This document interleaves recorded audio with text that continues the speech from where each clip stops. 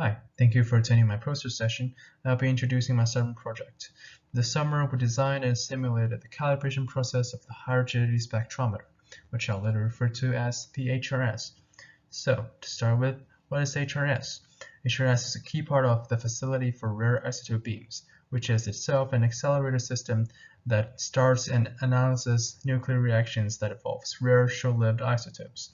The HRS focuses and separates the product ions by momentum, spreading angles, and etc., and hereby providing us insights in the nuclear reaction of our interest. HRS consists of six quadruple magnets, which acts like bending lenses because they can bend the charged ions so that they will focus at the end of the system. Although the optical system is not fully built yet, some simulations has been done to predict what quadruple tunings we're going to have. However, there are always some discrepancies between the reality and computer simulations, so our job is to prepare us with an algorithm that could correct those discrepancies. The way we're doing this is by applying the Q matrix equation in the middle column here.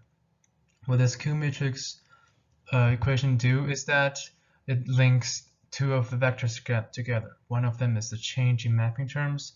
Mapping terms is the number we use to describe how well the focuses are, which I'll describe in detail later.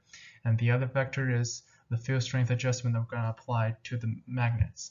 The bridge here is what we call a Q matrix. It describes how sensitive each of the mapping term is towards each of the quadruples. We successfully developed an algorithm that can not only generate the Q matrix, but also apply that to the system so we can fix it. In figure 4 here, it is actually a histogram of a collection of 75,000 different initial particles, and we're plotting their initial incoming horizontal angles with their outgoing horizontal positions. And by doing a polynomial fit and extracting the first order term, we can get the mapping terms, what we call an X of A.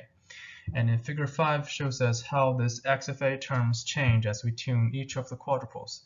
The slope of the green fading lines are the terms in the Q matrix. So as for our final results, we successfully developed an algorithm that can repeatedly correcting random initial errors of each quadruples if it's under 0.03 Tesla. As we show in figure 6, we can simultaneously tune 4 of the mapping terms. And although they start with a different initial errors, they are all converging to 0, which is the desired value we want.